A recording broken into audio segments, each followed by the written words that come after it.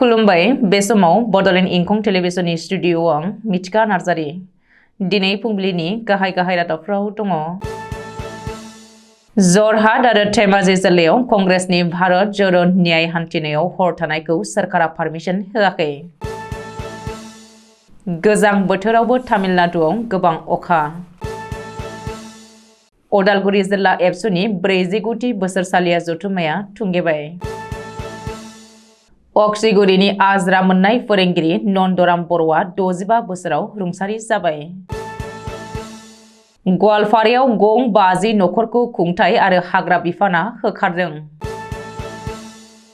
मुम्बाइआव भारतनि बयनिख्रुइबो गोलावसिन लुफुंजानाय लैथोनि दालांखौ 12 जानुवारि एबा दिनै मदिआ बेखेवगोन। दानिया फैदोनि आबुं रादाबाव।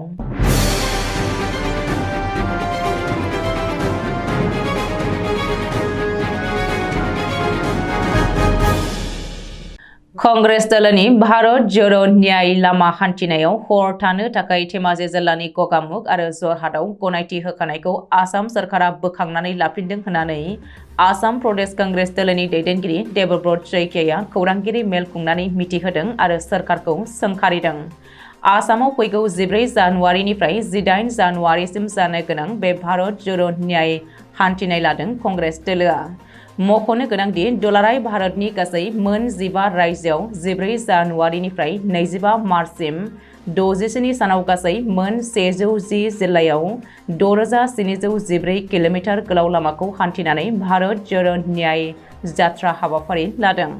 बे हाबाफारियाव कंग्रेस दलनि दैदेनगिरि राहुल गान्धी आरो गोबां गोजौ थाखोनि दैदेनगिरिफ्रा बाहागो लागोन होननानै मिथिहोदों। गोजां बोथोरावबो खोला भारतनि तामिलनाडुआव गोबां अखा हादों। आथिखालाव खोला भारतनि तामिलनाडुआव बयनिख्रुइबो बांसिन अखा हानायनि रेकर्ड खालामबाय। मानो होनोब्ला थांनाय 2023 मायथाइयाव तामिलनाडुआवनो बयनिख्रुइबो बांसिन अखा हानायनि जाहोनाव सरकारा फरायसालि आरो सोरखारि मावख'फोरखौ गोबां खेब बन्द दोननो गोनां जादोंमोन। बोथोर बिगियान बिफाना मिथिहोनाय बायदिब्ला तामिलनाडुनि नसुं रायजो कर्नाटक आरो पुडुचेरीआवबो फैगौ 24 घन्टायाव गोबां अखा हानायनि आसा दं एबा अखा हानो हागौ। उदालगुरि जिल्ला दुलाराय बर' फरायसा आफादनि 49थि थान्दै जखनथाइखौ 10 आरो 11 जानुवारि 2024 खालाराव साननैनि मेहेरगोनां हाबाफारिजों पानेरि कसुबिलनि बारलाम्फा हारिमु आफादनि गेवलां फोथाराव खुंफुंनाय जथुम्माया थुंगेबाय।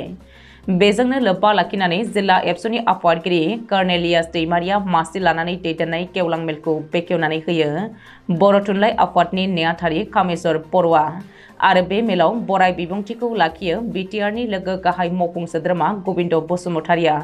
बे गेवलां मेलाव गाहाय आलासि महरै बाहागो लायो दुलाराय बर' फरायसा आफादनि आफादगिरि मुस्रि दिपेन बर'आ।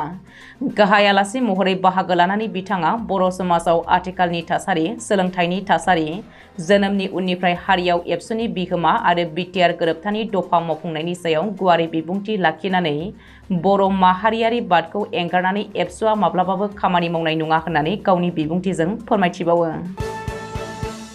बाक्सा जिल्लानि सालबारि महकुमा बेन्दोंआव थानाय अक्सिगुरि गामिनि थागिबि नर्थ कारिजा बिजनि गोजौसिन गेजेर फरायसालिनिफ्राय आजिरा मोननाय फोरोंगिरि 65 बोसोर बैसोनि नन्दराम बर'आ बृहस्पतिबारखालि सोरांसै समनि फ्राय 3 रिंगासो समाव जोबथा हां बोयो।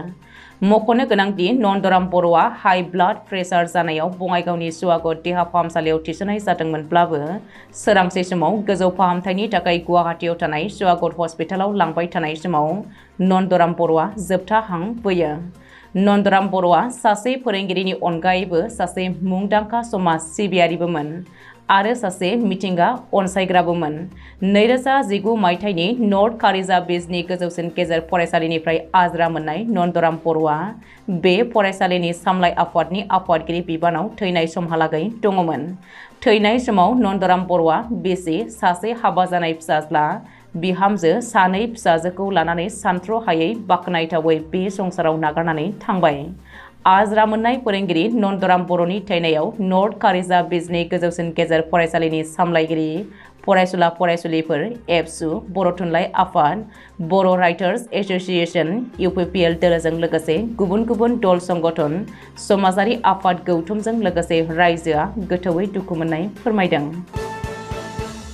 गवालपारा जिल्ला खुंथाय आरो हाग्रा बिफाना पन्चरत्न हाग्रा ओनसोलाव न' लुनानै थानाय गासै गं 50 नखरखौ जेसिबि आरो पुलिस फाइकिनि हेफाजाबजों इभेक्सन खालामनानै होखारदों। गवालपारा फरेस्ट डिभिजननि डिएफअ तेजास मारिसामिया खौरांगिरिनि सिगाङाव फोरमायदों दि पन्चरत्न फरेस्ट रिजार्भ ओनसोलाव आयेन बेरेखायै न' बां लुनानै थाहैनायनि थाखायनो आथिखालाव गवालपारा टाउनाव मैदेरनि उदखारफ्रा बांलांनो हमदोंसै। बेनिखायनो हाग्रा बिफाना हाग्रानि मैदेरफोरखौ जाहाथे रैखाथियै थाहोनो हायो बेनि थाखाय बे गं 50 नखरखौ इभेक्सन खालामनानै होखारनाय जादों। भारतनि बयनिख्रुइबो लावसिन लैथोनि दालांआ आथिखालाव मुम्बाइनि रायगढ़ जिल्लायाव सेवरीनिफ्राय उड़ान सेवासिम 18,000 कौटि रांजों लुफुंजानाय बे लैथोनि दालांखौ बारग' गाहाय मन्थ्रि अटल बिहारी वाजपेयीनि मुङै अटुल सेतु मुं दोननाय जादों। गाहाय मन्थ्रि नरेन्द्र मदिया 12 जानुवारि एबा दिनै सुक्रुबार खालि बेखेवनानै होगोन। बे खाबुआवनो 12 जानुवारि खालि मुम्बाइ पुलिसआ गारि मटर खारनायनि सायाव माखासे खान्थिनि बिथोन जारि खालामदों।